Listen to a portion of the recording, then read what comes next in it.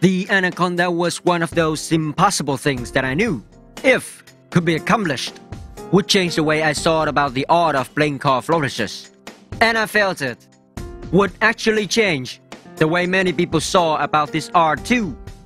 It all really started about 6 years ago, where people believed in it enough to go like, these moves can be expanded, these motions can be explored, and these limits can be pushed.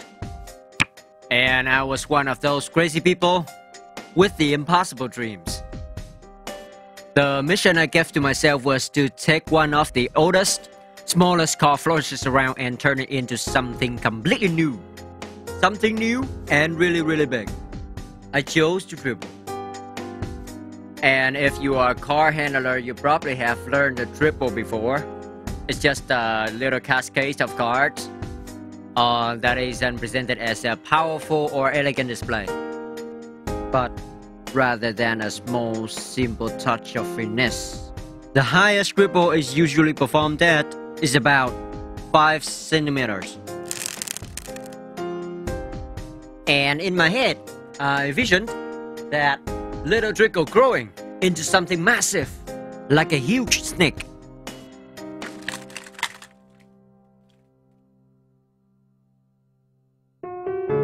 And so I tried, and I remember how it first happened.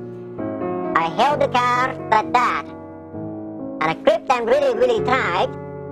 I took a deep breath, inhale, exhale. I went for it.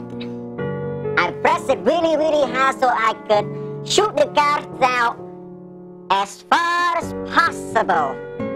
Raising my left hand up really, really high, like this, and allowing my hands to be pulled apart. Pow! It's amazing. It's a massive number of cards on the ground.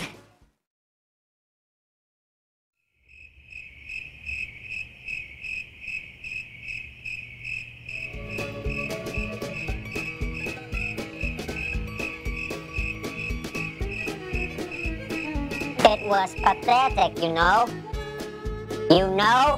Pathetic.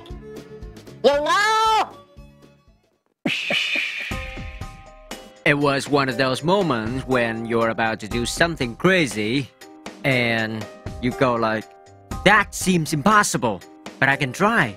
Yes, I must. I won't know if I don't try. And in that proud moment when you try, you fail. It was so anticlimactic.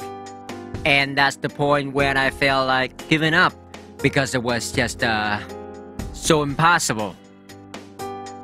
But I did not give up.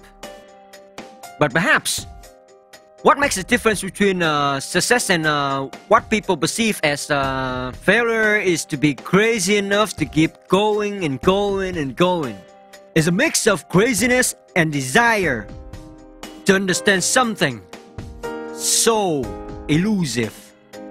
What held me back from success wasn't the lack of practice or the lack of willpower. It was the lack of understanding. And it took me a really long time to realize what was wrong. And months later, when it hit me, it was actually really scary. I had to do something almost arrogant.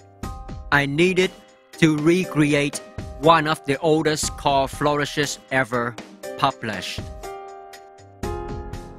I realized after so many months that it was the fundamental technique of the triple passed down from generations to generations that it was holding me back.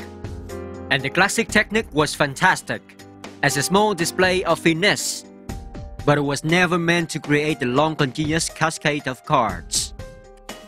What was lacking in the classic technique of tripling cards did not allow the most important thing in the modern chord flourish, and that is control.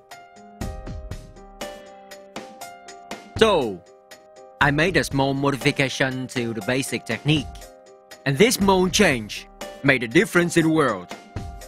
and make me realize how little we understood about the art, and how much there was left to be discovered.